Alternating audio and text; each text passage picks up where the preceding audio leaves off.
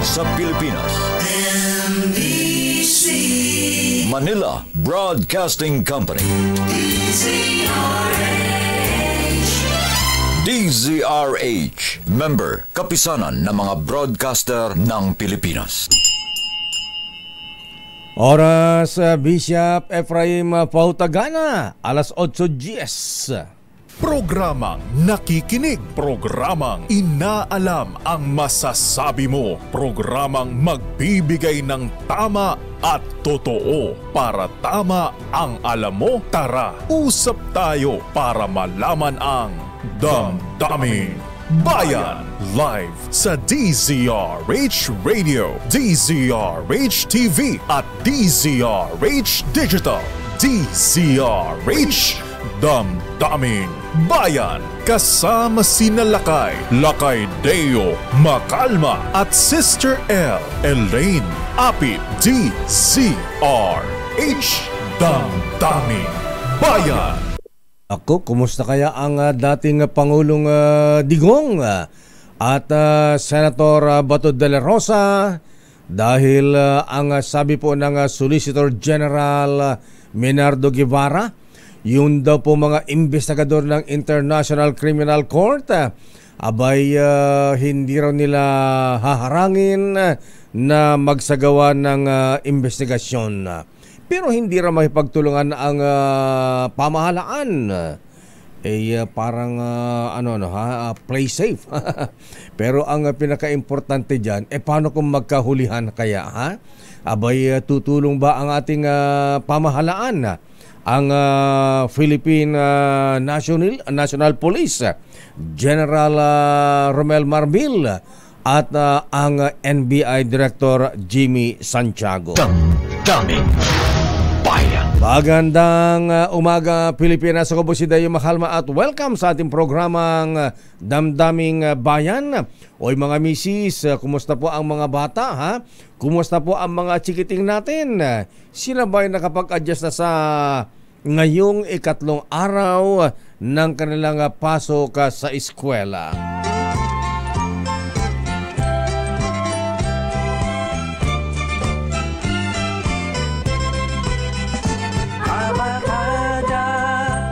Nakapag-adjust na ba mga misis yung mga anak nating may separation anxiety, ha? Yung ayaw iwanan sa klase, ha? Ayan, sana'y maayos. Naku, yung mga may-ari ng mga school bus, abay, pati mga magulang nagre-reklamo rin dahil yung mga school bus, pati yata tricycle na ginawag school bus, ha? Abay, nagtaasan na rin. Pero ano nga ba ang sitwasyon ngayon sa ating mga eskwelahan? Smooth na ba? Merciful Secretary Sani Angara, ha? Andiyan ba si Secretary Sani, ha? At ang mga mayors, abay pasiklaban din ang mga mayors, ha? Okay lang yan.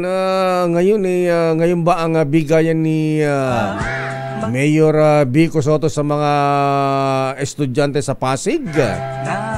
Yan naman ang kagandahan ng ginawa ng Makati, ng mga Binay, abay sumunod ang ayan, pero dinaig yata ni Mayor Vico ang Makati, ha? Asan si Maria Luisa Cabral, ha? Asan yung Lotto King? Akala ko ba nandyan si Secretary Sani Angara, ha?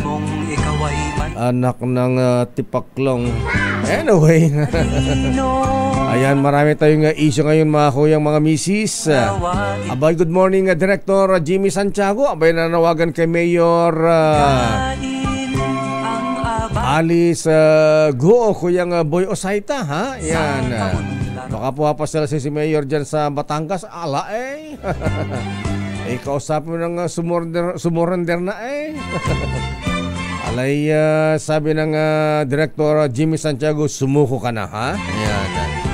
O nga, baka mamaya may mag-interest pa sa kanya, ha? Wala bang reward money? Wala pa. Hindi pa naman convicted, Ito yung arrest warrant niya, yung dyan lang sa hindi pagsipot sa Kongreso, sa Senado, ha? Good morning, Senator Risa Hontiveros at Senator Win Gatchalian. Kailan niyo papatawag ulit si Attorney Harry Roque, ha? Pero ang Pangulong Marcos, naku, pag-asa, ha? Ayan, ang sabi ng Pangulong Marcos, DOST Secretary, teka muna, ha? Sino ba ang secretary natin ng Department of Science and Technology? Ayan si Director Renato Solidum, ha?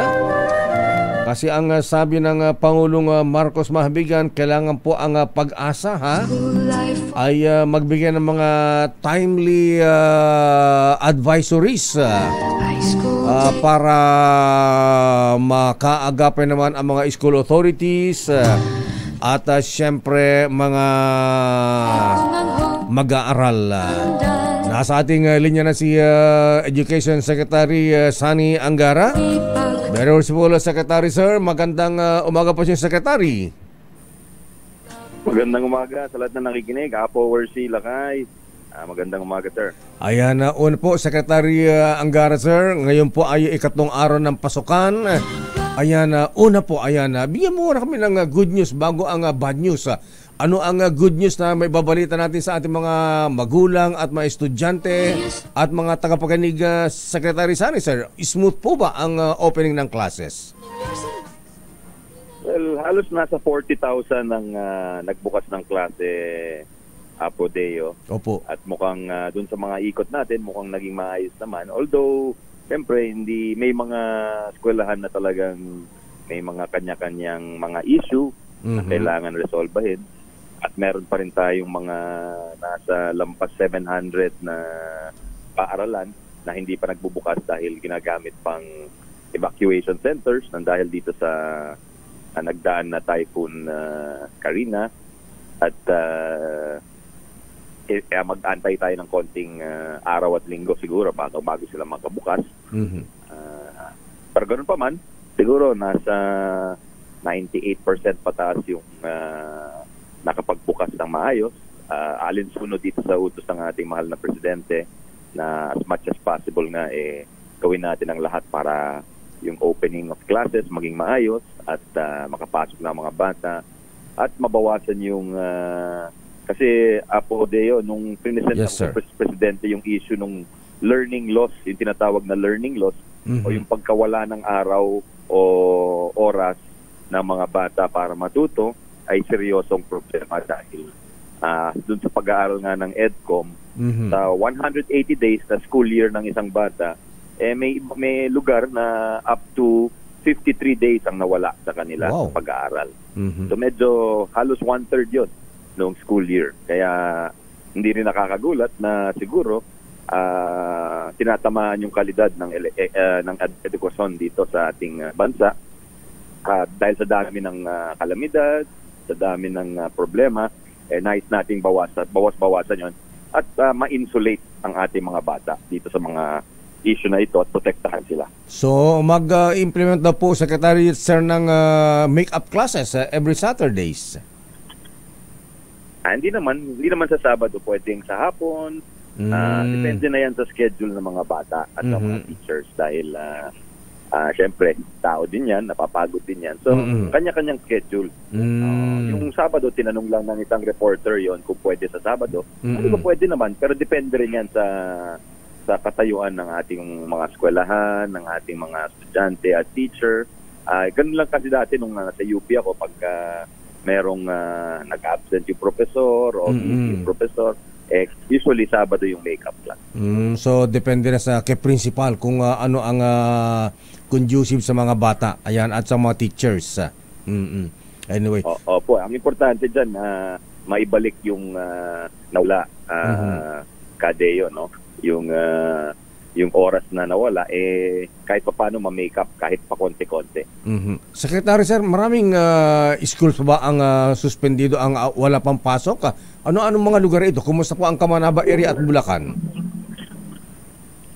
Yes, mga 700 schools ho yan. Kalat-kalat po sa buong bansa. Meron ho dito sa NCR, sa may Valenzuela at Marikina, dahil talagang malakas ang baha ho dyan.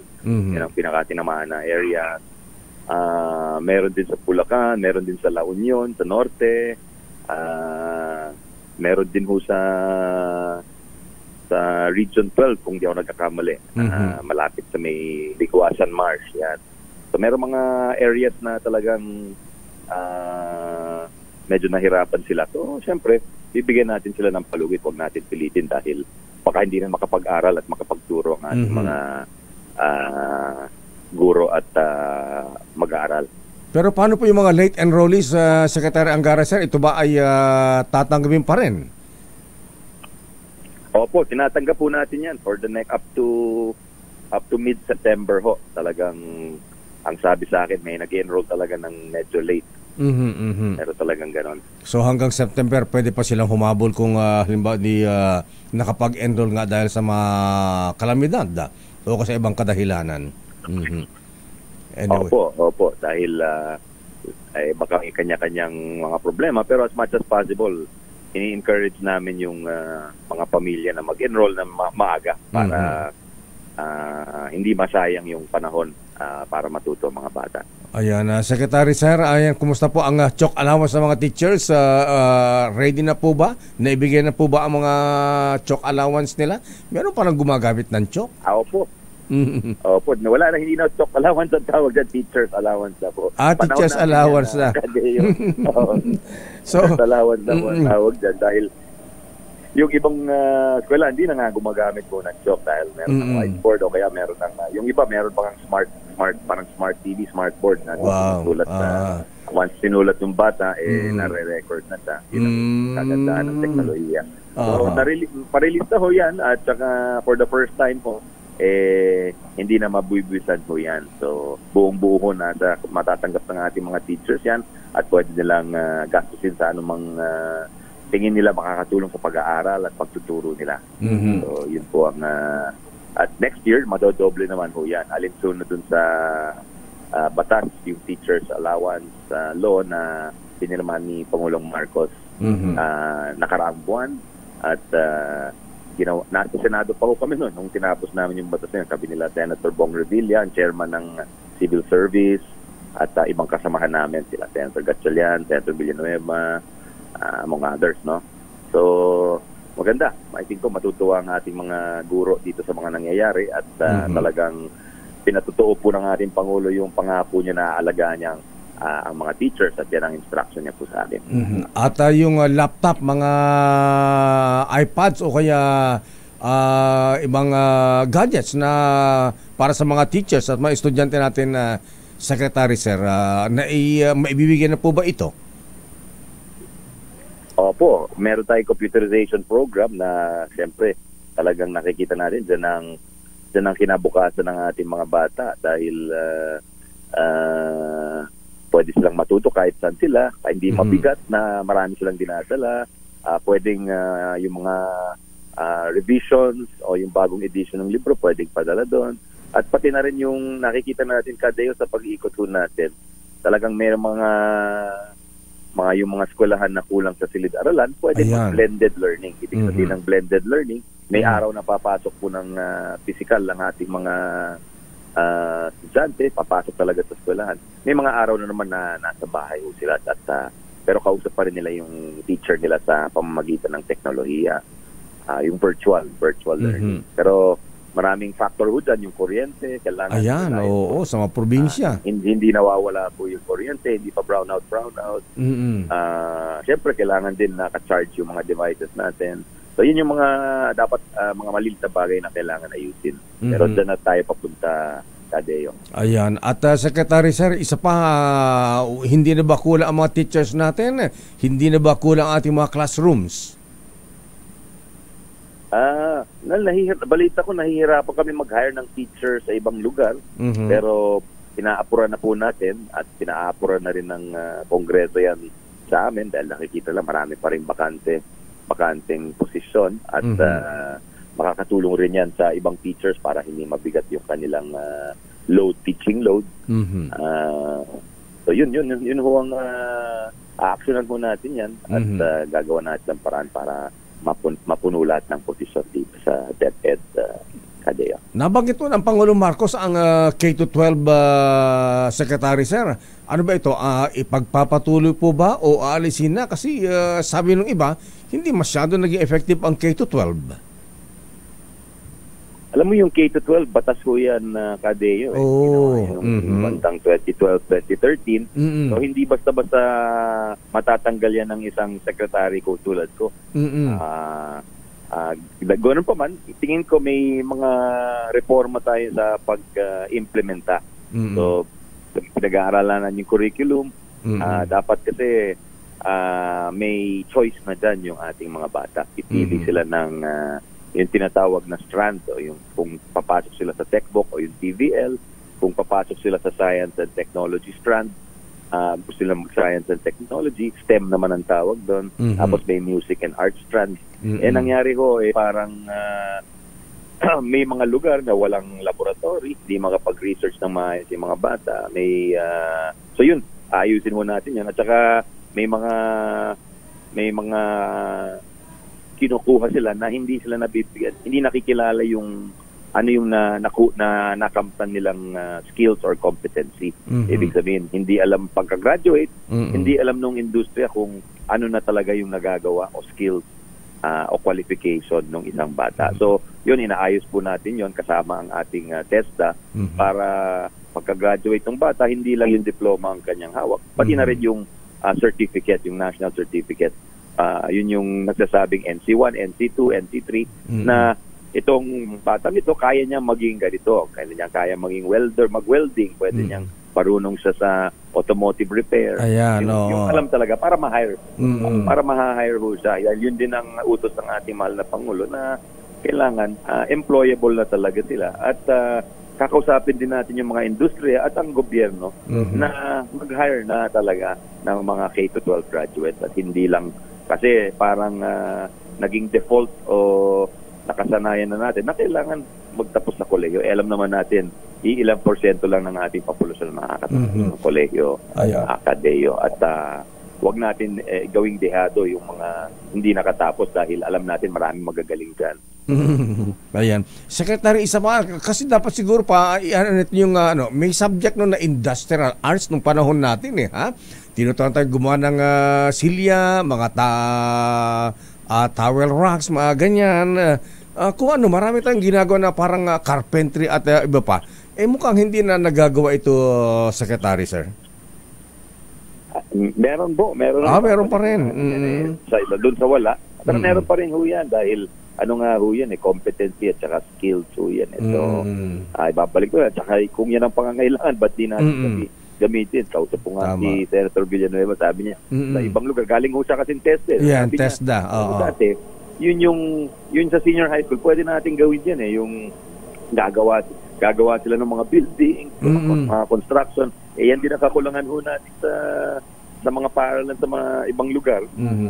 So bakit hindi tayo maging practical sa ating tinuturo at ino-offer ng mga kurso?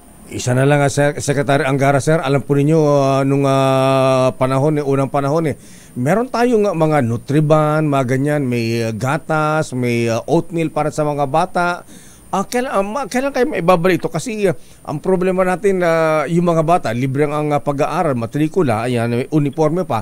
Pero kung gutom ang bata, kahit na nakatutok sa teacher yan, nakatutok na nakatingin na ganyan, yung comprehension dahil sa malnutrition na Secretary, sir, hindi nakain na maayos yung bata, hindi pumapasok yung itinuturo ng teacher. So, yung mga ganito, may programa ba tayo, sir, sa pagbabalik ng nutrition program o kaya pagkain, Nutriban o kaya oatmeal sa ating mga estudyante sa elementary, Secretary, sir?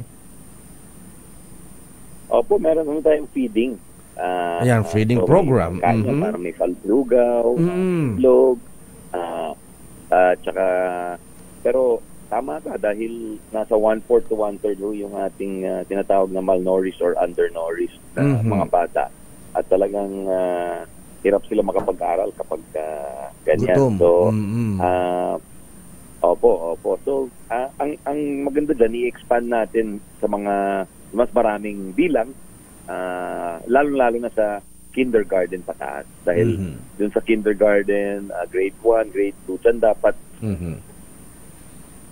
excuse me po. Opo. Doon po talaga dapat mag-concentrate pagdating po sa feeding kasi yan yung edad na talagang nabubuo po yung laman. Hindi lang yung laman ng utak, yung hugis po ng utak ng isang bata. At kung hindi na bigyan ng tamang sustento o nutrients ang isang bata, hindi magiging tama yung formation ng kanyang brain o yung utak niya. So, yun ay ang crucial period. Sana malaman din ang ating mga kababayan yan na huwag nilang pabayaan yung nutrisyon ng kanilang mga anak. Dapat bigyan nila ng karagdagang atensyon yan. At saka hindi naman kailangan mamahalin na kakainin. Itlog for protein, tapos yun yung gatas. Yan ang talagang mga importante para sa isang bata. So, Secretary Sani Angara, sir, bilang bagong DepEd Secretary, ano po ang pinapangarap ninyong unang matupad, ma-implement para gumanda ang edukasyon dito sa ating bansa? Well, marami na tayong na-implement kahit halos wala pa tayong 2 linggo dito sa ating kagawaran or department, Kadeo, especially yung utos ng ating Pangulo na tulungan ng ating teachers. So, gumawa na tayo ng mga implementing rules dito sa ating teachers career progression. Ibig sabihin may bago na tayong mga teacher positions all over the country para sa mga ipropromote na teacher 1 at teacher 3. Ang bagong teacher, yan ang teacher 1. Yun yung bagong pasok o bagong hire na teacher.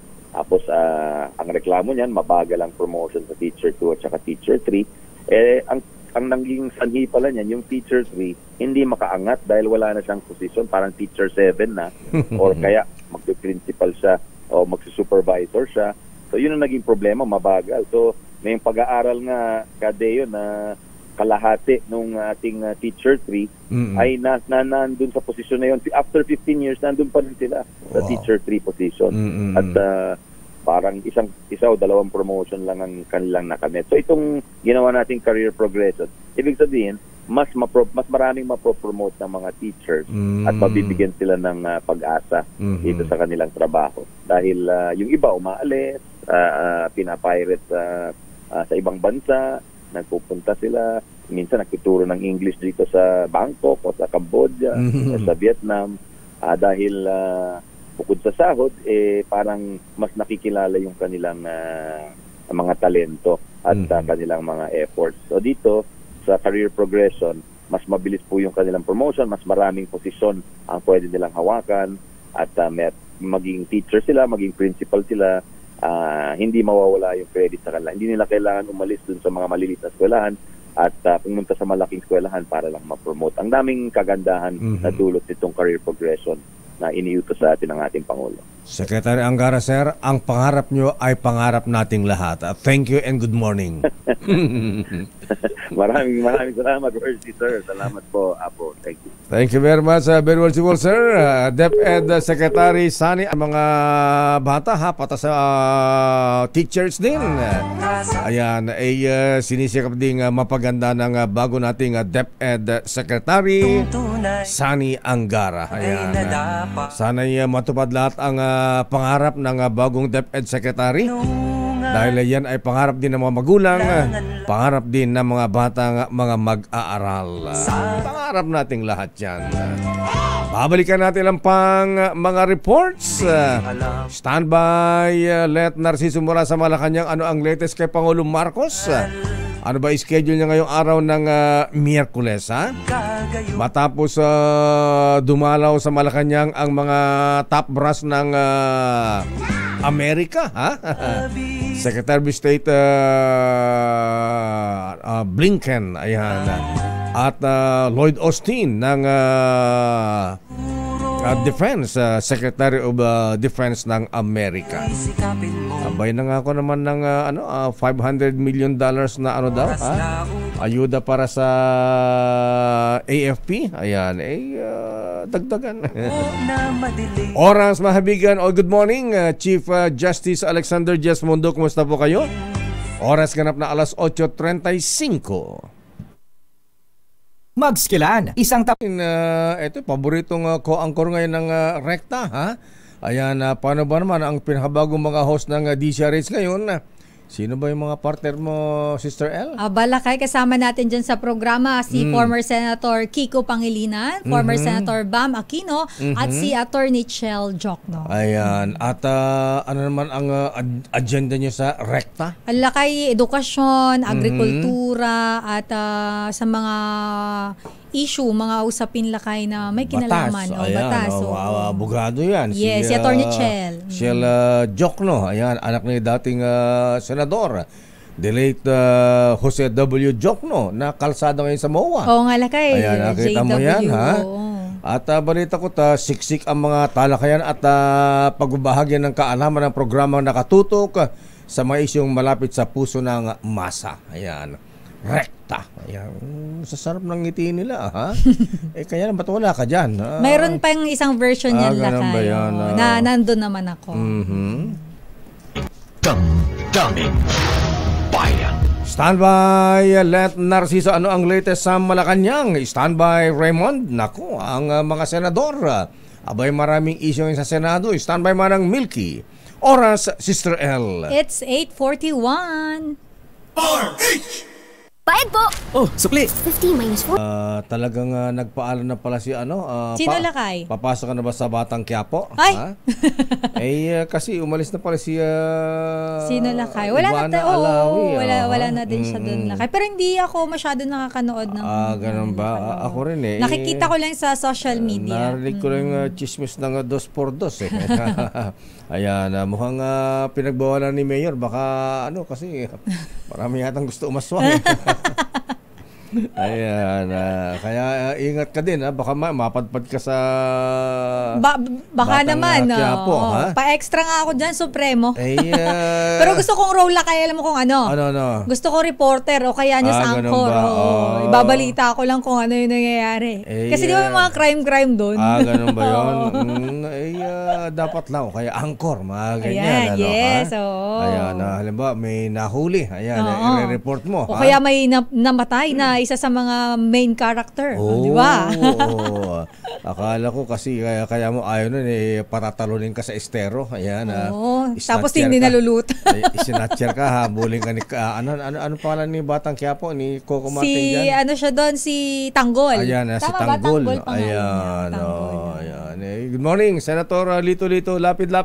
Damdamin Bayan. Alamin nga muna natin ang latest mula sa Malacanang. Abay, matapos dalawin ng dalawang big shot sa Amerika. Oo nga lakay, bigatin yung mga pumunta Secretary of State Blinken at U.S. Defense Secretary Austin. Abay, mukhang natakot ba Amerika nung magkasundo na ang Pilipinas at China na medyo yung dun sa bagong sa West Philippine Sea, na meron na silang hotline ngayon. Ayan, pagka may issue iaangat na lang ng telepono, magri-ring na sa China, sa Beijing, at dito sa Malacanang. Kaya biglang nagbigay tuloy ang Amerika ng $500 million na military aid. Ayan. Ewan ko lang kung hingi pa ng karagdagang EDCA sites. Ayan. Mukhang secret na yon, Secretary Gibo. Ayan, ano ba na pag-usapan, Pero ito daw General Browner. Ayan. Gagamitin sa Philippine sa depensa natin, lakay. Pagpapalakas ng depensa. Ayan. So anong report ni Miss Let? Pero ito lakay, usapan pera. Dahil ang 2025 National Expenditure Program ipipresenta daw kay Pangulong Bongbong Marcos ngayong umaga. Kasama siyempre kasama ang budget ng defense diyan. Ilang fighter jets, ilang barko, ayan. Kasi lakay kailangan natin ng mga makabagong gamit. Ilang missile ang ibang bibili diyan. Alamin nga natin lakay kay RH 14 ng update. Leth Narciso, Miss Leth. Sister El Lakay, nakatakdangang ipresenta ng Department of Budget and Management sa Office of the President ang 6.3 trillion National Expenditure Program para sa fiscal year 2025. Gagawin ng DBM ang pag-turnover sa NEP matapos maisumite ang mga kopya nito sa Kamara at Senado. Ang DBM ang dedepensa sa panukalang pondo ng Pangulo para maaprubahan ng Kongreso. Kabilang dito ang paggastos at mga alokasyon para sa iba't ibang programa at mga inisyatiba. Matatandaang ng aprubahan ang 2025 proposed national budget para sa susunod na taon. Sinabi ni Pangulong Marcos na mamumuhunan ang pamahalaan sa paglikha ng mga trabaho, pagpapatibay ng serbisyong pangkalusugan at pagpapalawak ng infrastruktura. Pakay rin daw ng gobyerno na tugunan ng inflation o pagtaas ng presyo ng mabilihin at bawasan ang kahirapan. Lakay? Miss Let, bakit mali yata si Secretary Amenah Pangandaman? Di ba dapat inuunang ipresenta kay Pangulong Marcos yung budget bago dinala sa Kongreso? Ha? Ayan, dapat pinapakita mo na sa Presidente. Oo. Mr. President, ito yung proposed budget natin. Ito'y sasabit natin sa Kongreso bago gusto ng Presidente. Teka muna, kulang yata sa dagdagan mo sa agriculture. Ayan, para ma-check ang food security. Mga tipong ganun ba? Ba't inuna ang Kongreso bago ang Presidente? Ayan, lakay kasi matatandaan natin, nitong mga nakaraang araw ay sobrang busy ng Presidente dahil nga dito sa nagdaang bagyong Karina at Habagat. Pero ang tradisyon, actually ceremonial na lang na pagkatapos ng SONA, kinabukasan, ipinipresenta sa kanya itong NEPA. Ganun ba yun? Sa dalawang kapulungan ng Kongreso. Oo, pero bago naman ito isumite dun sa dalawang kapulungan lakay, ay naaprubahan na ng Presidente. Na-review na niya, ganon. National Expenditure Program. Kala ko nauna pa ang Kongreso bago ang Presidente. Dapat tinitin ng Presidente o kulang ang budget natin dito sa o yung Pag-asa, mahina yung kanilang mga radar, mga tipong ganun pa. Dapat na check yan. O yung sa flood control project natin, ayan, dagdagan o bawasan. Ayan, bawasan ang pondo para sa mga congressmen. Ayan, sa hindi na audit na flood control project, mga tipong ganun pa. Mga dredging na at yung bakong nakaparada, sabi mo. Nakaparada yung bako, di naman hinuhukay yung ilog. Ayan. Anyway, sige. So, ayan. Ito ay, kumbaga lakay ay ceremonial. Ito na Presidente, yung inaprubahan nung 2025 National Expenditure Program na ididepensa namin, ayan, sa Senado at sa Kamara. Ano pang schedule ng Pangulong Marcos ngayon, Miss Let? Ngayong umaga lakay, mayroon ding ceremonial turnover ng Intergovernmental Relations Body Progress Report. Ito ay yung sa National and Bangsamoro government. Tama na kanyang din ito ngayong umaga lakay. Bata biglang napasugod si Blinken at si Austin dyan sa Malacanang, ha? Abay, nakipag-usap lang ang Pangulong Marcos sa China. Sana ayusin yung West Philippines. Parang nataranta yata itong mga Amerikano. Hindi naman lakay. Yung courtesy call yun dahil nasa bansa sila. Pero papunta talaga sila dito, nakaschedule dahil nga doon sa 2+2 ministerial discussion. Kasi nakatakot yung pinupunta ni Secretary of State Blinken, nagkahagulo. Pupunta ng Gaza, Israel, Ukraine. Ganun ba? Baka mamaya. Grabe ka, parang sinasabi mo mayroon siyang balat sa parang gano'n parang Venezuela. Ayan, alam mo mga ganyan pag gusto manggulo, manggulo talaga. Pag hindi na hawak yung presidente sa bansa, ginugulo. Ayan. O ginagawang proxy, kumbaga sa chess, pawn. Ayan. Pero sabi ng Presidente Lakay, yung matibay daw na alyansa ng Pilipinas at Amerika ay makatutulong sa proteksyon ng ating mga mangingisda at mga kababayan. Ayan, sabagay, hari nawa, ayan, na sana ay maganda yung kanilang layunin na mapaganda ating relasyon at hindi tayo masyadong iniuto. Ayan.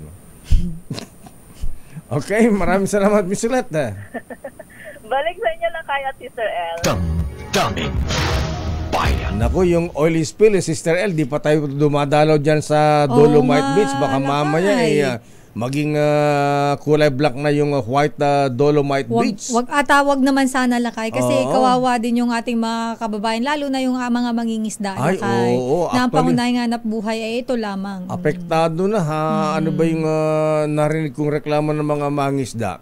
aba yung mga huli nila dyan sa may Bataan hindi na binibili kasi natatakot amoy na. isdaan na. Amoy Amoy isdaan na. oil. Amoy langis na. Oo. Ayan, oo. Tsaka natatakot syempre lang kayong mga tao din dahil baka mamaya yung isda hindi na healthy kainin. Pero wala pa namang inilalabas yata lakay na advisory tungkol dun sa mga bawal na bang kainin yung isda. Wala pa naman yata yung mamaya, BIFAR. Tawagin nga natin ng BIFAR. Ayan, yung bang mga isda dyan sa Bataan ngayon, Ligtas Cavite. pang kainin. Oo, safe pa bang kainin yan? Pero ito lakay, posibleng pag-abot ng oil spill sa Manila Bay. Bantay sarado naman ng Philippine Coast Guard dyan sa may Parañaque oil spill booms. Handa na RH-15. Giselle Ricafort. Giselle.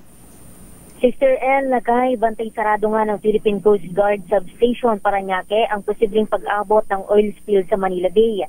Naghahanda na rin yung mga oil spill boom sa Looc ng Maynila, kabilang yung 6 na snare boom at nasa 3 fence boom. Yung sa PCG Parañaque, araw-araw silang nagpapatrolya sa Manila Bay at wala pa naman silang ispatan na ang oil slick gaya ng nakita sa Cavite at Bulacan. Nagsasagawa na rin sila ng susuri sa tubig at nag-request na rin sa lokal na pamahalaan ng karagdagang kagamitan.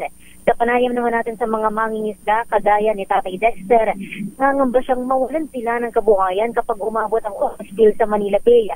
Pero kasi hindi magpatupad ang fishing ban, wala rin namang bibilis sa kanilang mga huli. Pakinggan natin ang bahagi ng ating panayam.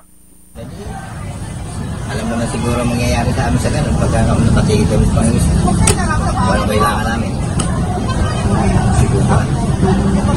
Kailangan lang kinubuhay namin. Pangisda. Kasi kung mapapatigil pa, wala na ang mga. Pakito audio.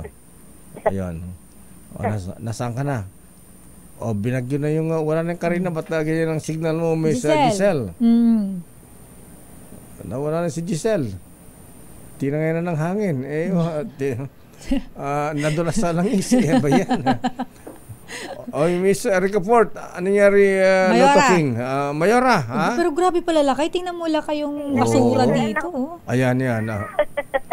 Ba't nabigla ka nawala? Grabe itong oil spill at saka basura. Grabe ang basura na dyan sa area, Giselle, no? Saan ba itong video mo, Sister Giselle? Saan sa Bataan ito? Saan lugar ito? O Manila Bay ba yan? Mukhang Manila Bay ito Manila lakay. Bay yan lakay sa bahagi ng Parañaque City. Pasensya na lakay, nawawala-wala yung signal, papatay-patay. Pero yung kuha natin... Parañaque? Pakita nga natin ulit kanina. Yung maraming basura. Yung ng basura na yan, Manila Bay. Naku, Manila Bay yan lakay. Bukod sa problema nila sa basura, ayan, diba, tambak ng basura. Kanina nga lakay, may mga naabutan din tayo nga, mga maglilinis pa lang, naghahanda sila para linisin yung tambak ng basura na yan sa Manila Bay. Naku, yung mga kaibigan natin, yung may mga restaurant, ayan si Mr. Cesar Lee, ha? Abay, dyan namimili ng isda, kaya na umaga, dyan sa may tawag sila dyan sa bagsakan ng isda dyan sa may Manila Bay, sa may Parañaque, Giselle. Oo, yung tinutukoy yata ni Yuel. Anong tawag doon? Bilihan. Anong tawag doon, Yuel? Yung bagsakan ng bagsakan ng isda sa may Parañaque. Dito yung lakay sa may area ng ng coastal. Sa may coastal lang. Coastal, yan. Oo, lakay yung isa sa pinapangambahan nila, no, kapag ka umabot daw yung oil spill dito sa Metro Manila, yung mga yung laging nahuhuling mga isda diyan sa Manila Bay, kagaya daw ng sapsap at hasa-hasa, sisipa daw ng gusto yung presyo niyan. Dahil yan yung mga pangunahing huli daw dito sa bahagi pala ng Manila Bay. Kaya lang, paano ka bibili ng sapsap dyan? Yung sapsap pa naman, sinisip-sip yung ulo niyan, di ba? Paano yan kung lasang langis na yan? Paano mo yan? Giselle, tsaka lakay. Ano pala yun? Yung pamilihan ng mga isda dyan, bulungan. Ayan, bulungan. Sabi ni Ednel at ni Florante Rosales. Salamat. Kasi nagbubulungan yan kung suki. Ayan, lang. Sige, pakyawin mo na. Halo-halo pala isda dyan. Pagka ganun, yung sa bulungan. Diyan namimili kaya si Mr. Henry C. Talaga? Yes, oo. Ang aga-aga daw gumigising niya na dyan dati bumili ng buhay pa. Ewan ko lang kung si Madam Alice to lang. Alice mo. Biglang naging Alice. Si Henry C. Junior. Oh. At saka sino yung Si Madam Tessie Coson. Ayan, oo. Ewan ko lang namimila dyan. Yung mga isda dyan sa fishport kanina, yung galunggong, 100 pesos lang yung kada kilo.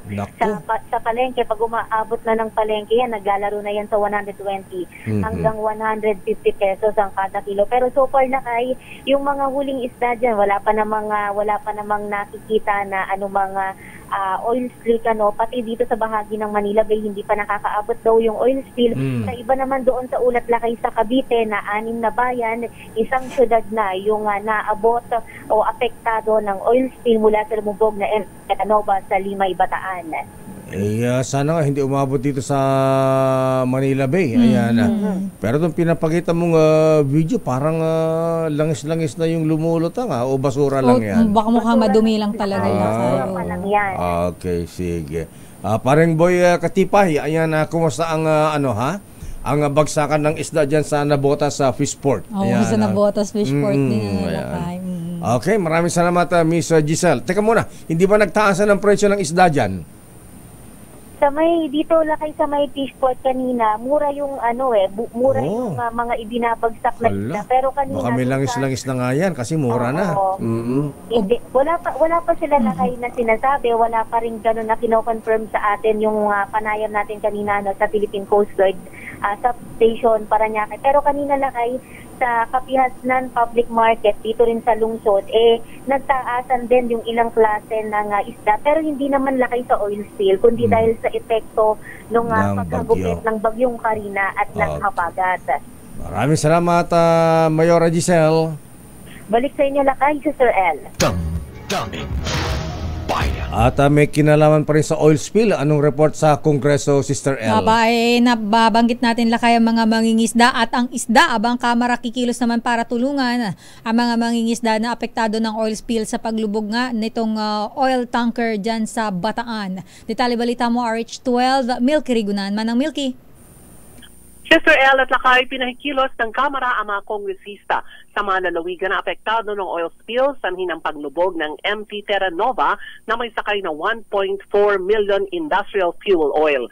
Ayon kay House Speaker Martin Romualdez, layunin nito na matukoy ang mga kailangan at maipaabot ang garang tulong sa mga apektadong mangisda. Bukod sa tulong ng Kamara, sinabi ni Romualdez na naipag-ugnayan na rin sila sa DSWD para sa agad na relief support sa ilalim ng tupad o tulong pangkabuhayan sa ating disadvantaged displaced workers ng DSWD at ng assistance to individuals in crisis situation ng DOLE. Sa ngayon, apektado na ang kabuhayan ng libo-libong mangisda, hindi lamang sa Bataan kundi sa iba pang mga karatig lalawigan. Inatasan ni Romualdez sa mga kapwa-kongresista na makipag-ugnayan sa mga apektadong komunidad sa Bataan, Pampanga, Bulacan at Cavite para makapagbigay ng kaukulang tulong. Pinatitignan din ni Romualdez sa Bureau of Fisheries and Aquatic Resources, Philippine Coast Guard at iba pang mga ahensya para matukoy ang lawak ng pinsala ng oil spill. Sa datos, kasama na sa mga apektado ang mangisda sa Bulacan, Bataan, Pampanga at Cavite. Ako si Milky Rigunan, nagulat para sa DCRH, una sa Pilipinas, una sa Pilipino. Damdamin Bayan. Maraming salamat, Manang Milky Rigunan mula sa Kamara. Ayan, pakisabi kay House Speaker Ferdinand Martin Romualdez. Bawasan yung paglala ng pondo sa flood control project. Ayan, narinig ko yung interview ni Kong Angel kanina kay Senator Amy, ayan, kasi yung dami-daming ang project napunta sa flood control flood control kasi hindi na o-audit. Ayan, mga ganyan, galit na galit si ate. Damdamin Bayan. Sandali lamang, Edgel Parosa, standby sa ating mga reports, standby Raymond at Paz. Pero napakahalaga po ang marunong tayong pumili, mga kuya, mga ateng, lalo yung mga iboboto nating lingkod bayan sa darating na eleksyon. Malapit na po yan, At katulad din ng makapareha sa buhay, sa karir, sa mga kaibigan, at maging sa pagbili ng gamot. Para value for money ating mga gastos, mga misis, mga lola, affordable man ang mga generic medicines, pero hindi naman pare-pareho ang mga ito. Kaya kapag may reseta ang doktor, piliin ang Rhea Generics. Nakipag-partner na ang Rhea Generics sa mga malalaking pharmaceutical companies sa mundo para gumawa ng mga world-class na mga gamot sa parehong pasilidad at bansa kung saan din mismo ginagawa ang kanilang makilalang branded medicines. Kaya pareho ang bisa at kalidad, pero mga misis, sa abot kayang halaga. Ang Rhea Generics po ay gawa ng Pfizer, Viatris, Sanofi, GSK, Otsuka, Merck, Fresenius Kabi, AstraZeneca, OEP Philippines, Landbank at Boehringer Ingelheim. Kaya tatandaan, kapag may reseta ang doktor, piliin ang Rhea Generics. Dalhin lamang po ang mareseta sa Mercury Drug, mga misis. Rhea Generics, tunay na world-class ang kalidad sa abot kayang halaga. If symptoms persist, consult your doctor. Daming Bayan. Oras, Sister L. 3 minutes after 9. Usapan namin ni Secretary Angara kanina, Sister L. Yes, Lakay. Yung feeding program sa mga batang estudyante. Abay, Secretary Sani Angara, sir, ayan, try, ayan, sa mga nakikinig sa atin sa DepEd, yung staff ni Secretary Sani. Abay, kung kailangan daw ng gatas para sa mga bata, Sister L, willing ang NDA, National Dairy Authority, na magbigay ng libreng gatas. O kita mo, ha? Naman. Ayan, sabi ng administrator ng National Dairy Authority, ayan, yung mga nagpapagatas, Sister L, ha? Ang sabi ni NDA Administrator Tony Andaya, ayan, ready kaming tumulong para magbigay ng gatas sa mga bata. Ayan, sa mga public schools ba? Maganda yan, ha? Para naman hindi gutom ang mga bata. Masarap lang kay sana may magbigay din ng pandesal. Ayan, oo nga, yung Nutriban diba, nga. Ang kinukwento ay Nutriban. Hindi ko siya nabutan lakay. Nutriban ang tawag nun, At saka meron pang oatmeal, Sister L. Yes, may oatmeal talaga lakay. Pero masarap daw yun, Sabi ng mga nakausap ko, Kaya lang kung araw-araw nakakasawa din. Pero at least lakay, diba? Libre. Tsaka pagka-recess nun, di mo na problema yung baon. Tsaka lakay, hindi lahat ng mga bata na pumapasok sa school may baon. Marami nga ang nagtitrending lakay, wala silang pagkain. Ay, totoo yan. Kaya kahit libre ang pag-aaral, siyempre, alangan ng mga papasok yung bata na wala man lang baon, hindi nakakain. Importante ang pagkain. Kaya kahit na nasa front row yung bata, nakatutok nakatingin sa teacher na ganyan, nagle-lecture. Wala naman pumapasok sa isip. Sinabi mo. Daming Bayan. Sandali lamang, Edniel, para sa standby Boy Gonzales. Aba, ano itong pinaimbestigan ni Customs Commissioner Bien Rubio, ha? Abay, mga nakumpiskang vape ba? Bakit? Nire-recycle? Aba, magaling nga si Commissioner Bien Rubio ng ganyan. Sandali lamang, Boy, standby Raymond at Paas. Ano ang latest sa Senado ngayon? Naku, kawawa naman ang Pilipinas, Sister L. Kulelat daw sa tourism recovery ngayon. Nako. Alam mo kung bakit? Bakit? Yung mga turistang Chinese, unti-unti nang nag-aalisan at hindi na bumabalik. Baka naman din mga turista ito, baka mga pogo naman ang mga lang ito. yung mga yan. Hayaan mo na kasi kaya ang daming ibang lahi na pumupunta dito sa atin. Ayan, pati Vietnamese pa. Ayan, kung pogo din lang, okay lang. Okay lang, Daming Bayan. Oras, Sister L. 10 minuto, makalipas ang 9:00. Ang oras ay hatid sa inyo ng Mood and Anxiety Resource and Referral Center. Abay, tabla, draw yung laban, ha? 3 rounds. Pero bago daw sasabak sa election, Senator Manny, sasabak muna sa boxing. Lakay, kaya pa ba ni yung nga Senator kasi Manny? parang nangangancho pa yung Japanese boxer na nakalaban niya last week.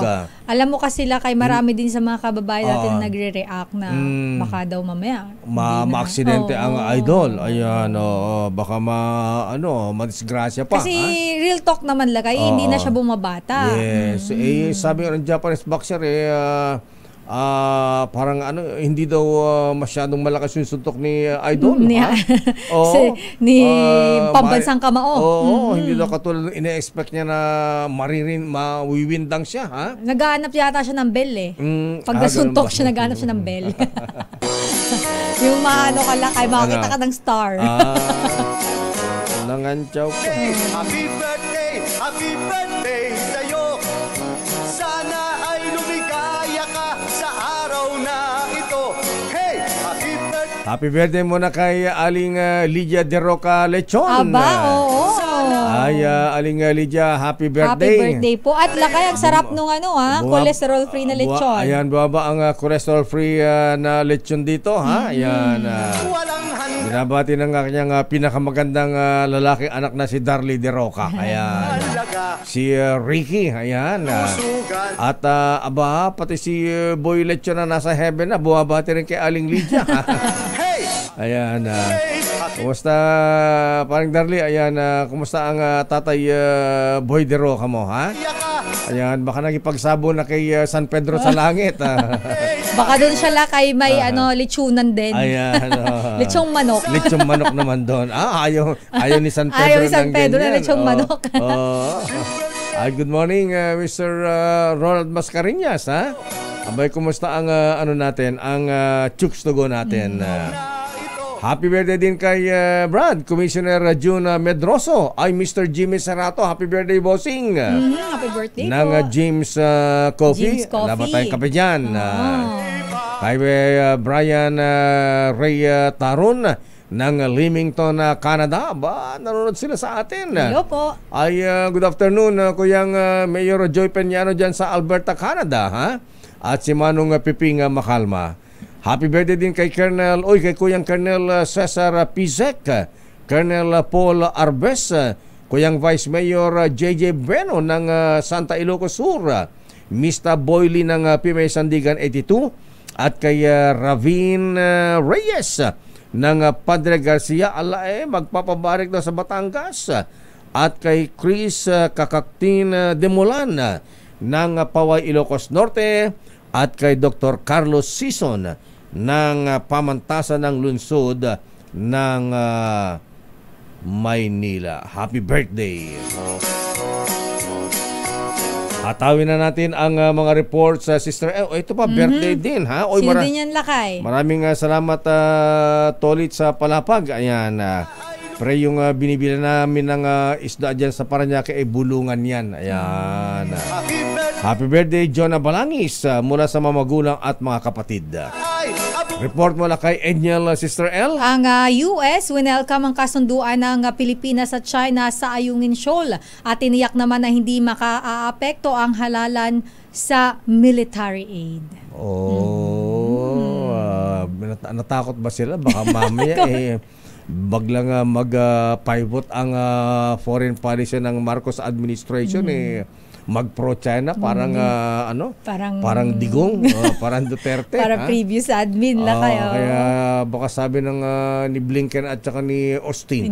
Lloyd Austin. Ayan. Naalala ko si Boy Toothpick tuloy. Oo, si Austin. Ayan, sabi, relax, ayan, ito ayuda namin. Ayan, Kalma lang. Kalma lang, chill lang. Pero alamin natin lakay ang detalye mula kay RH52, Edniel Parrosa. Edniel. Lakay at Sister L, winelcome ng Estados Unidos ang provisional agreement na pinasok ng Pilipinas kasama ang China para pahupayan ang tensyon sa West Philippine Sea. Ito ang pinahayag ni U.S. Secretary of State Anthony Blinken matapos ang 2+2 ministerial consultations na isinagawa sa Campo Aguinaldo. Ayon kay Blinken, nakalulugod para sa Amerika na walang untoward incident sa pinakahuling rotation and resupply mission o RORE na produkto umano ng hindi na idinetaling kasunduan sa China. Nakababahala kasi para sa maraming bansa ang mga aksyon ng China sa karagatan sa kabila ng 2016 arbitral ruling. Pero alala ng opisyal, umiiral pa rin ang MDT o yung Mutual Defense Treaty sakaling mga biktima ng armadong pag-atake ang kalyado nitong bansa. Kaugnay naman yan, tiniyak ni Blinken na hindi mababalam ang military support ng US sa Pilipinas sa kabila ng election season ngayon sa US of A. Normal umanong demokratikong proseso ang halalan kung saan nagsasabong sina ex-president at Republican Donald Trump at pambato ng Democrat sa pangunguna ni Vice President Kamala Harris.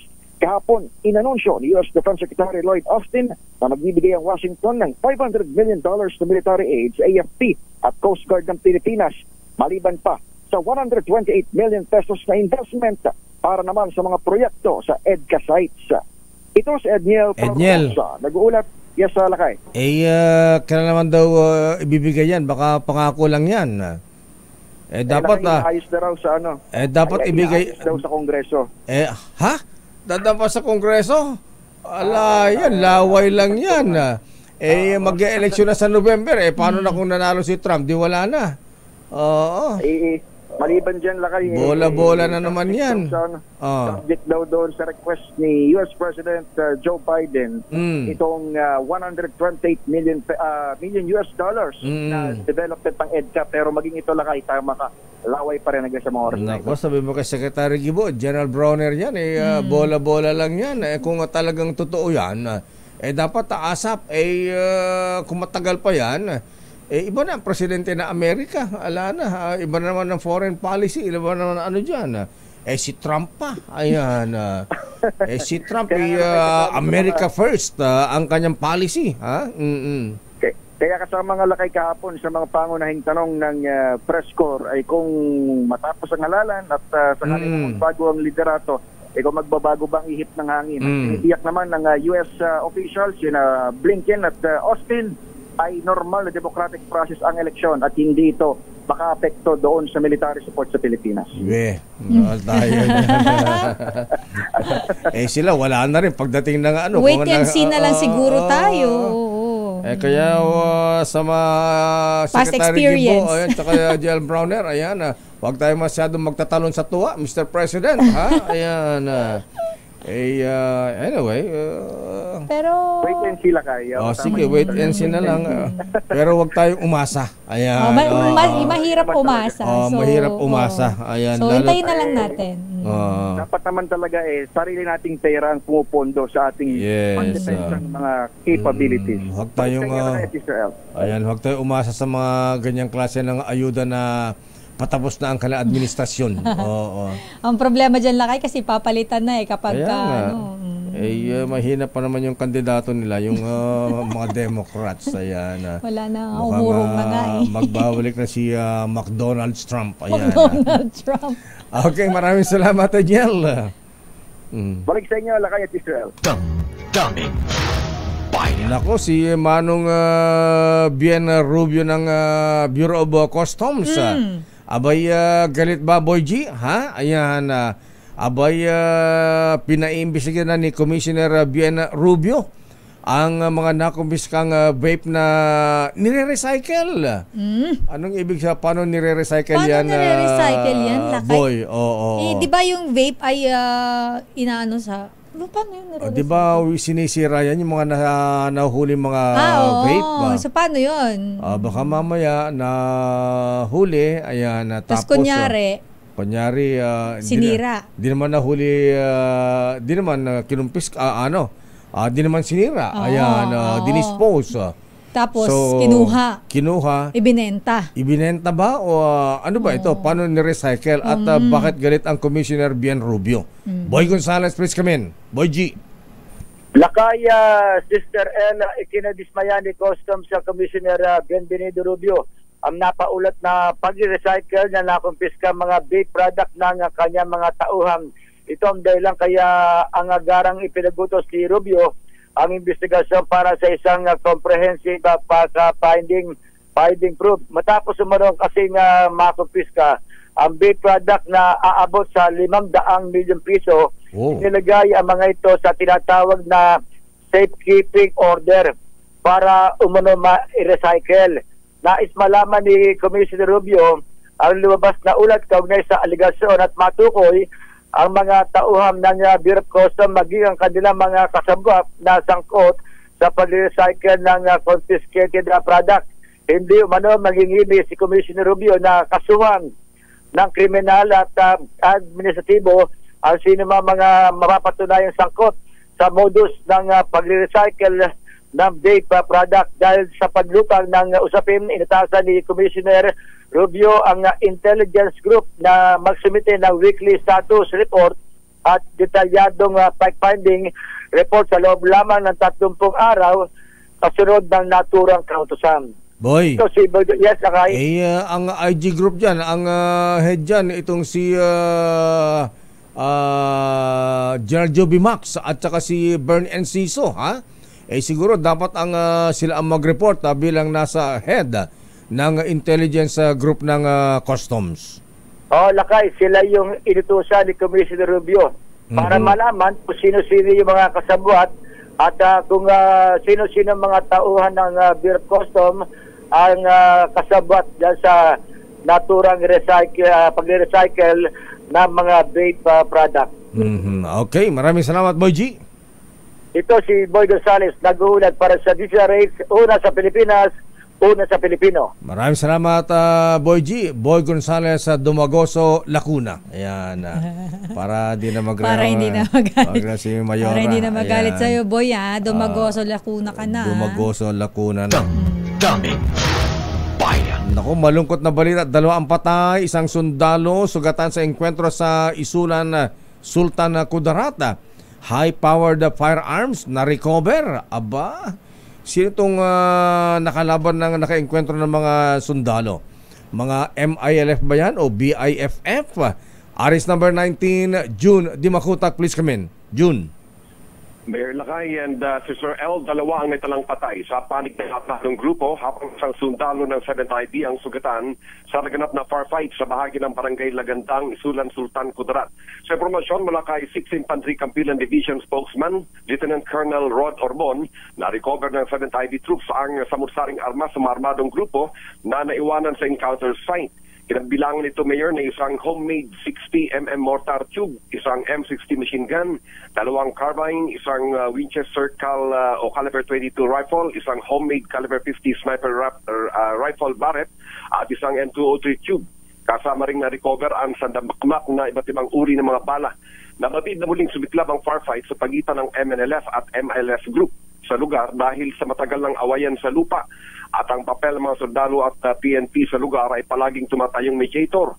Subalit kahapon, Mayor, Sister L, nagulat ang tropa ng 7th IB led by Lieutenant Colonel Tristan Ray Baliescas at pinaputukan sila. At isa sa mga sundalo ang tinamaan sa balikat na kinilalang si PFC Nomer Perales na nasa stable condition na. Dahilan na gumantin rin ang putok ang platoon ng 7th IB upang depensahan ang kanilang mga sarili na nauwi sa pagkasawi ng 2 sa mga armadong grupo. Ayon sa 6th IB, pinagkasundo na sila ni na TESDA Secretary Soharto Tay Mauronato noon kasama si Sultan Kudarat Governor Alipax Mauronato. Itong 2 panig ay nanumpa na, subalit ito at muling nagbakbakan. Ongoing sa ngayon ang clearing operation sa lugar at kinahabol mga sundalo at PNP. Itong isang commander stallion na umano'y unang nagpapatok sa mga sundalo. Daang pamilya naman ang muling lumikas sa ngayon inaalagaan ng provincial government at ng Isulan LGU na nasa evacuation center. Mula sa Bangsamoro Homeland, Mindanao, RH19, June Dimakutak, nagulat para sa DZRH, una sa Pilipinas, una sa Pilipinas. Teka, June, kailan ba ang eleksyon sa BARM? Kasabay ba sa 2025? Opo, Mayor, ito yung Parliament, Mayor, ang kasama dito sa election na ito ng synchronized national election. Nakot, tutukan mo yan na, June, at ang DILG at PNP abay nababahala sa election dyan dahil ang maglalaban-laban sa darating na election dyan sa BARM, June. Alam mo naman na ito, yung mga dating rebel leaders na nakaupo ngayon sa BARM at mga traditional politicians. Ayan, yung mga mga lord dyan, political warlord, Ayan, so mainit ang labanan. Ang pagtaya kasi June, dahil yung mga MILF leaders na nakaupo sa parliament ngayon, nasa pwesto, pag eleksyon ang paglalabanan dyan, hindi sila sa eleksyon. Itong mga traditional politicians sanay dyan, baka do ilang paso sila, baka do pagka natalo itong mga dating former rebels, baka mag-rebelde uli. Yes, Mayor. So, napoporsin natin yung mga yan. Actually, yung ating namang 6ID, ang Westmincom, ang Probar, at itong Pro12, Pro11 ay handang-handa naman para ay bigyan ng agarang solusyon sa ngayon pa lamang ay meron na mga inihahanda dyan. At ito namang ating mga nakaupo ngayon sa farm ay ongoing din yung kanilang pagpapaunawa sa lahat ng mga residente kung ano itong parliament election na ito na pinakauna ngayon dito sa BARM government na magaganap sa next year.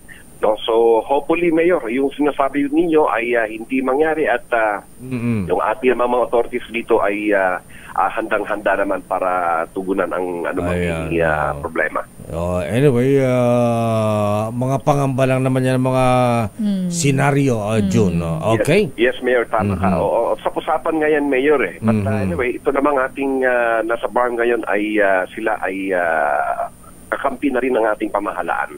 At yung mga nasa ground naman ay kontrolado naman ng hierarchy ng MILF ni Haji Murad Ibrahim at ganoon din itong mga commanders ay sumusunod naman sa isang salita ng kanilang chairman. Okay, June, assalamualaikum warahmatullahi wabarakatuh.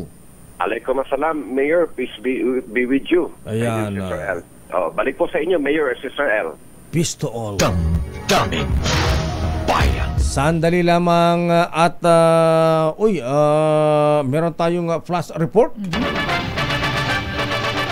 Flash Report. Flash Report. Anong flash report ni Mayora, Sister L? Nako, pinag-uusapan natin kanina, Lakay, yung tungkol sa mga isdang nahuhuli dyan sa may area ng Parañaque. Pero 8 lugar sa Cavite sinailalim na sa state of calamity dahil sa oil spill. Mula po dyan sa Limay, Bataan, fishing ba naman ipinatupad. Detalye balita mo, RH15. Giselle Ricafort. Giselle. Sister L, Lakay, isinailalim nga sa state of calamity ang 8 lugar sa Cavite matapos maabot ng oil spill mula sa Limay, Bataan. Sa panay ng DZRH News, kinumpirma ni Governor John B. Remulla na kabilang dito ang Bacoor, Kawit, Noveleta, Rosario, Tansa, Naik, Maragondon at ang Ternate. Nagkasa na rin daw ang pamahalaang panlalawigan ng fishing ban at nasa 25,000 mangingisda yung wala ngayong kabuhayan. Sabi sa atin ni Governor Remulla, naghahanda na sila ng tulong kagaya ng pagkain at tulong pinansyal sa mga apektadong fisher folk doon. Pero hindi naman daw kinakailangan na magpatupad ng evacuation sa mga apektadong mangingisda at residente sa lugar. Nagpapatuloy yung pulong ng mga lokal na opisyal para matugunan yung oil spill mula sa tumagas na MP Terra Nova o lumubog na MP Terra Nova sa Limay, Bataan. Ito si Giselle Ricafort para sa DZRH. Yes, Lakay. Sino may-ari nung barkong MT Terra Nova? Dapat dili nilalatan ng pangalan yan. Kung hindi ako nagkakamali, Lakay, medyo mahirap kasing tandaan. Parang Shogun Company yata ito. Double check ko, Lakay. Dinoble check ko rin ito nitong weekend. Pero so far, ang sinasabi, Lakay, ng LGU ng Limay, Bataan, ito hindi pa rin nakikipag-ugnayan sa kanila hanggang sa ngayon. At sila oo, Lakay, wala pa rin coordination. Dapat lumalapit sa kanila. Dapat pala ipahanting yan sa PNP at NBI. Ayan, hindi pala lumilitaw. Grabe yung pinisala ang ginawa niyan. Oo, sabi Lakay ni Mayor Nelson David sa panayam natin, posible daw nakasuhan nila itong kumpanya ng o may-ari nitong Environment Terra Nova. Anong posible? Kasuhan? Hindi sila lalo na, Lakay, kung hindi daw magbibigay ng tulong, hindi tutulungan yung mga naapektuhan na mga mangingisda at komunidad doon sa Limay, Bataan. Okay, kapabayaan niya yan. Gusto malaman yung pangalan ng presidente, may-ari niyan. Ang sabi Lakay dito, yung cargo oil na owner nitong cargo oil ay si ang SL Harbor Bulk Terminal Corporation. Yan ang kinumpirma ng Philippine Coast Guard, pero walang pangalan, Lakay. Yung corporation ang nabanggit. Pangalan ang gusto natin malaman dyan, pangalan ng tao, opisyal. Hindi pero ang kumpanya. binabanggit kasi, Lakay, ay yung name lang ng company. Okay, sige. Assignment mo yan, Mayora. Ayan. Subsidiary pala ito, Lakay, ng San Miguel Shipping and Light Terrage Corporation. San Miguel Corporation? San Miguel Shipping, Lakay. Oo. Ayan Ang kanyang ship owner, ayan ito. Ay, pahanap mo kay Mayora yan. Ay, nagtatago pala si Mayora. Pinahanap kay Mayora. Sa NBI at saka sa PAOXI at saka Pero dapat nababanggit PNP. kasi Lakay yung pangalan mismo ng may-ari, Oo. At dapat nagbibigay din siya mismo ng statement. Ayan.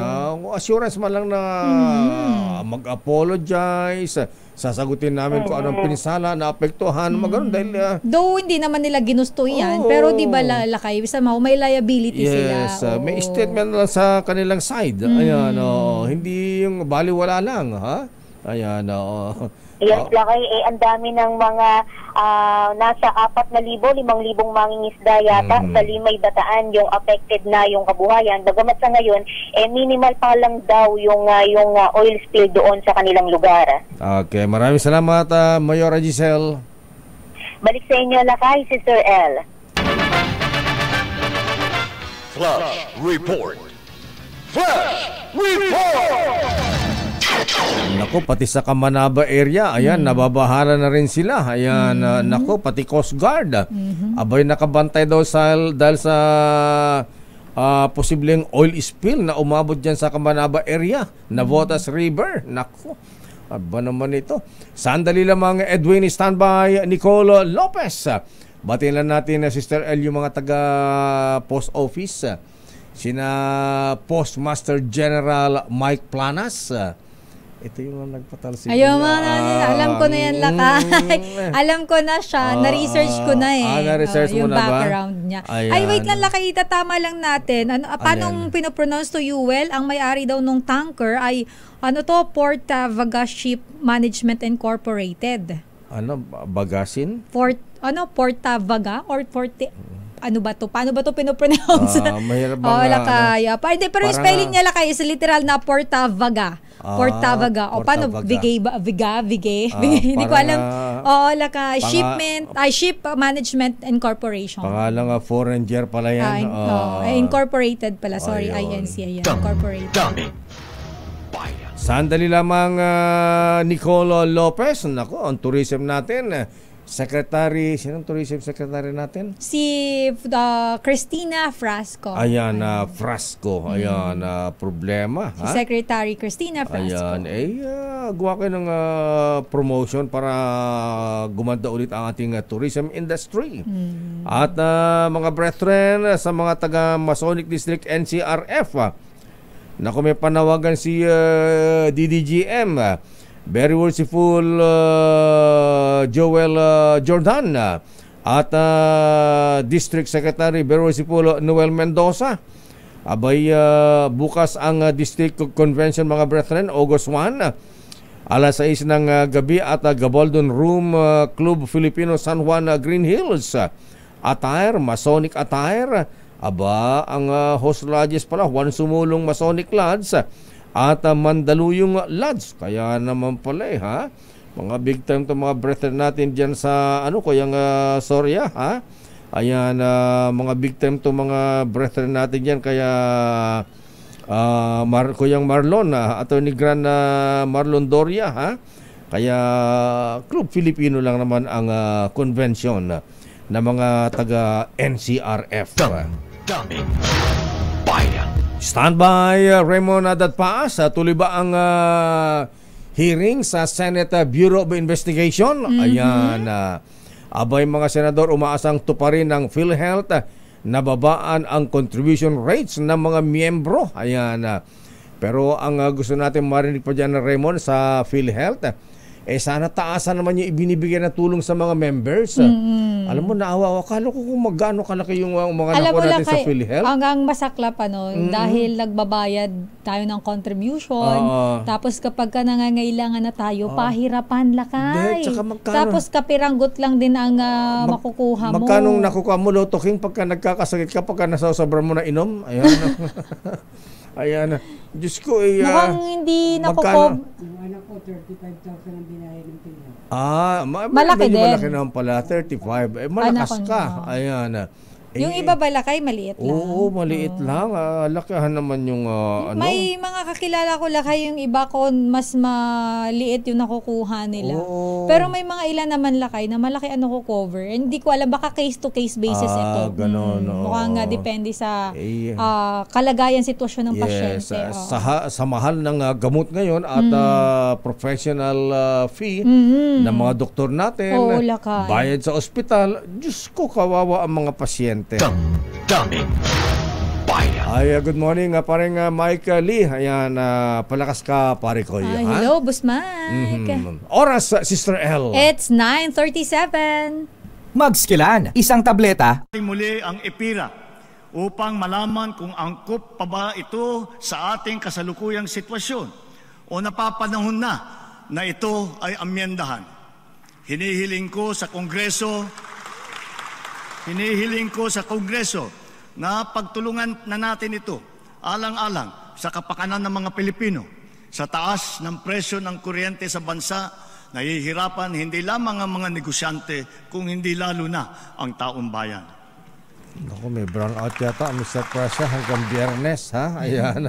Alam mo, lakay, sa amin nga grabe, ang brownout. Ang Aleco, lakay, no? Ang Albay Electric Cooperative na ko, lakay, sa amin, laging brownout. Pero meron kami diyang geothermal power plant, ha? Oo nga. Oo, pero grabe kayo, Aleco, ano? Ewan ko kung kailan kayo magbabago. Sino may-ari na Aleco? Hindi ko alam, lakay, kung sino may hawak niyan. Kasi dati, napunta yan sa private, ibinalik sa kanila, Daming bayan. Alamin natin ang brownout sa Metro Manila. Ayan, Joe, may brownout ka ba, pare ko? Hanggang Biyernes daw ba?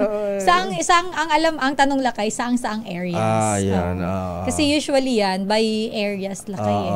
Di alamin mo natin ang report ni Edwin. Ayan. Alamin muna natin ang report ni Edwin, pero ito lakay ay may kaugnayan pa rin dito sa oil spill. Ang Coast Guard, BFAR, nakabantay na rin sa Malabon, Navotas River dahil sa oil spill mula dyan sa Limay, Bataan. RH23, Edwin Duque. Edwin.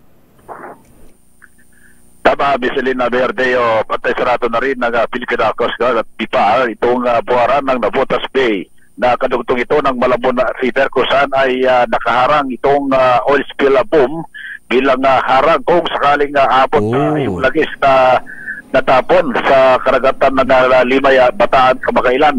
Halos tapat lamang ng Limay, Bataan pala itong Navotas Bay at Malabon at Bulacan, kaya may posibilidad na ipadpad ng malalakas na alon ang langis kung saan ay ilan sa mga mag-isda sa bahagi ng Hagonoy, Bulacan ay nakaranas na rin ng nakarating na rin at may mga langis sa kanilang pangingisda.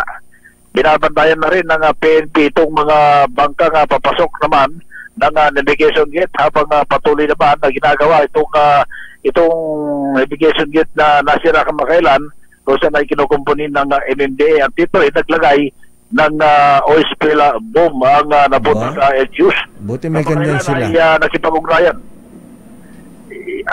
Ito ay sa tulong dahil ito kamakailan si Berger de Chanco ay humingi na ng tulong sa BIPAR at Coast Guard para sila yung may kakayang maglagay ng oil spill boom.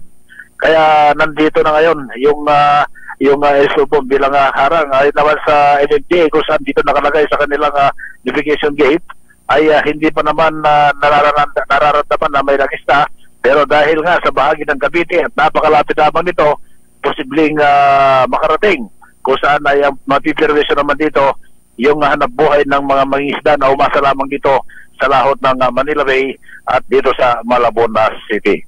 Wala pa rin dito sa Balins Navuta, sa operasyon dito kinagulat sa DSRH, una sa Pilipinas, una sa Pilipino. Daming bayan. Parang tubig at langis lang yan, Sister. Anong kanta yung tubig at langis? Tubig at langis. Wala kayo. OPM ba yan? OPM yan. Tubig at langis. O medyo hindi ko. Parang, pero naririnig ko yan lakay. Parang si, si Secretary Harry Roque at Senator Risa. Parang tubig at langis yan. Hindi pwede si Sharon magsama. Cuneta lakay. Sharon si Cuneta yan. Ay, hindi Sino? Ay, sino ba to? Hindi ba si Dulce yan? Ayan, Lani Misalucha? Lani Misalucha. Pero may dito lakay. Ay, may iba-ibang singer. Pero ang lumalabas lakay ay may Pilita Corrales. Ganun ba? Urig siguro. Iba yata to, langis at tubig naman to. So hindi ko alam kung sino ang original singer. So may nakakaalam, comment kayo. Si ano yata si Tom Jones Ayan. Foreign singer yun Oil and Water. Report mo lang kay Raymond. Ayan, alamin nga natin kung ano latest sa Senado. Ang latest sa Senado, Lakay, mga senador, umaasang tutu pa rin ng PhilHealth na babaan ang contribution rates ng mga miyembro. Speaking of PhilHealth, Lakay, nag-message pala muna sa atin si Ma'am Ellen Pulido. Ang sabi niya sa akin ay ang 2 million pesos claim natin sa PhilHealth due to COVID-19 pandemic ay hindi na daw natin nakuha. Hala? Oo. Bakit? Alamin natin kay Ma'am Ellen kung bakit. Pero itong sa Senado, ang update, RH28, Raymond Adpaas. Na kay Raymond. Elaine at Mayor, kung ano yung ipinangako ay dapat tinutupad. Ito naman ang inaasahan ng mga senador mula sa pamunuan ng Philippine Health Insurance Corporation o PhilHealth matapos ipangakong bababaan nila yung contribution rate natin ng mga miyembro. Ito'y kasunod ng hearing na isinagawa kahapon sa Senate Committee on Health na pinamumulan ni Senator Christopher Bongo at dito nangako ang si PhilHealth CEO Emmanuel Ledesma Jr. Ayon kay Ledesma, agad nilang irerekomenda kay Pangulong Bongbong Marcos na babaan ang contribution rate ng mga miyembro dahil sa mga dumalo kahapon sa hearing, kasama ni Senador Go, Senador J.D. Ejercito, Senador Rafi Tulfo, Senador Grace Poe, Senador Ronald Bato de la Rosa at Senador Risa Ontiveros ay iisa yung kanilang kahilingan na maliban sa pagbaba doon sa contribution rate ay dapat taasan din ang mga health packages na ibinibigay ng PhilHealth. Pakinggan natin itong bahagi ng pahayag ni Ginoong Ledesma. Second is, could we bring down the premium contribution rates? I agree with you po, 100%. In fact, we at PhilHealth, upper management, will recommend to President Marcos that we bring down the premium rates, no? Bahagi ng pahayag ng Pangulo ng PhilHealth na si Ginoong Emmanuel Ledesma Jr. Dahil paliwanag ni Senator Bongo na siyang chairman ng komite, napakahirap para sa mga health professionals at ganoon din sa ating mga miyembro na panay bunot ng contribution, bunot din pagdating sa ospital ng sariling pera. Ay, totoo yan. Palang 90 billion pesos na hindi nagamit na pondo at meron pa daw additional na 500 billion pesos na hawak ng PhilHealth. Totoo yan. Pati mga hospitals yata hindi nababayaran, Raymond. Iyon ngang si Dr. Dance kahapon talagang hindi na napigilan, naging emotional kahapon nung humarap sa hearing dahil paano ipaliliwanag, sabi niya sa mga pasyente na hindi alam kung saan tatakbo. Meron palang 90 billion na unutilized funds. Isinuli sa National Treasury.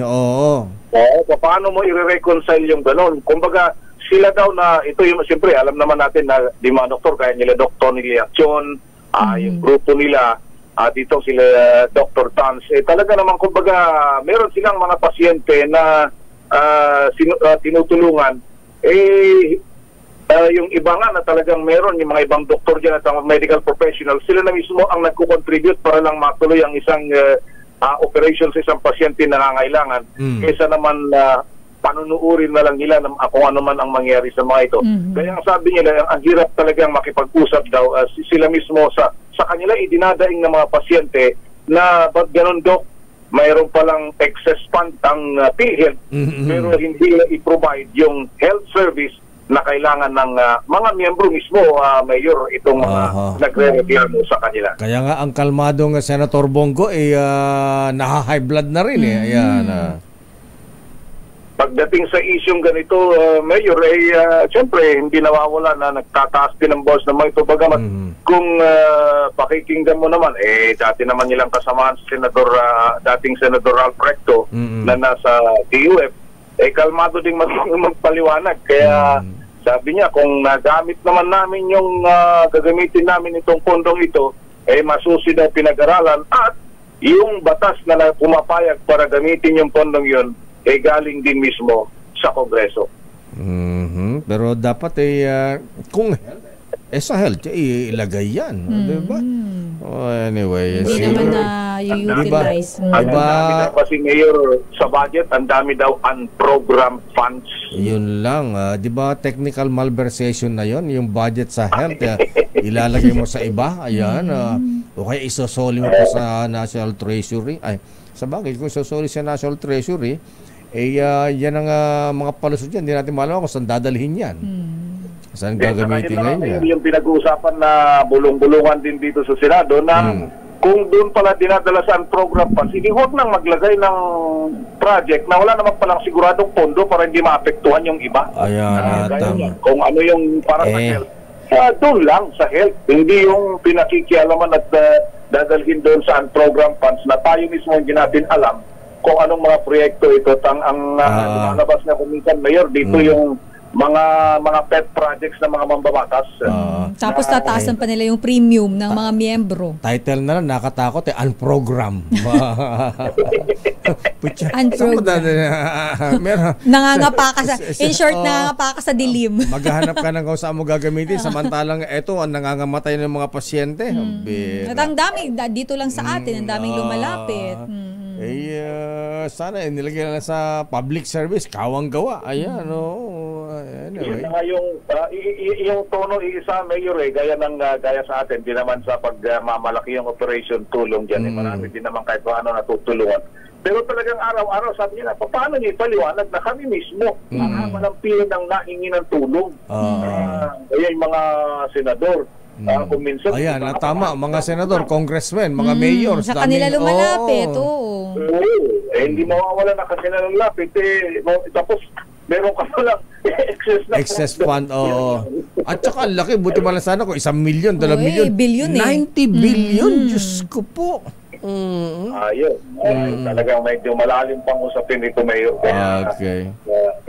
Maliban dyan, Mayor, banggitin ko din lang, maliban sa PhilHealth, kasama ko sa kinuhanan na or kukuhanan din ay yung Philippine Deposit Insurance Corporation o PDIC ang report ay 30 billion pesos. Yun naman ay ang responsibilidad kung ang PhilHealth ay para sa kalusugan, yun naman PDIC ay kung may magsarang bangko, sila yung magbabayad sa mga depositors. Manalangin tayo na yung mga may malalaking pera sa bangko ay walang magsasara. Yun naman ang pangamba dyan, Mayor. Dahil nakuha at naibalik o nadala sa National Treasury. Okay, maraming salamat, Raymond. Masyadong aksyon ngayong araw dahil yung unang nakaschedule na commissioner appointment para kay DNW Secretary Hans Leo Capda ay wala, hindi matutuloy din ngayon. Pero bukas pa yung hearing tungkol naman sa baha kaya sa committee ni Senator Ramon Bong Revilla Jr. ng Committee on Public Works. Madugo yan. Babaha dyan. Babaha ang dyan. Pawis. Magpapawisan yung mga magigisa. Okay, maraming salamat, Raymond. Abangan natin yan bukas. RH28, Raymond Dadbaz, nagulat para sa DZRH, una sa Pilipinas, una sa Pilipino. Your business is our business. Samantala, happy birthday muna kay Congressman Romeo Momo. Aba, 72 years old ka na, most possible, kuyang sir, ha? Abay, binabati ka ng mga kuyang na congressman. Congressman most possible Johnny Pimentel, Congressman Roy Loyola, Dan Fernandez, ayan. At sino ba? Ayan. Happy birthday, Kong Momo. Your business is our business. Sige, hiritin mo na.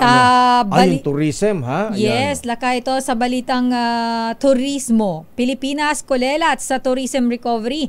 Mga turistang Chinese, unti-unti nang nag-aalisan at hindi na bumabalik.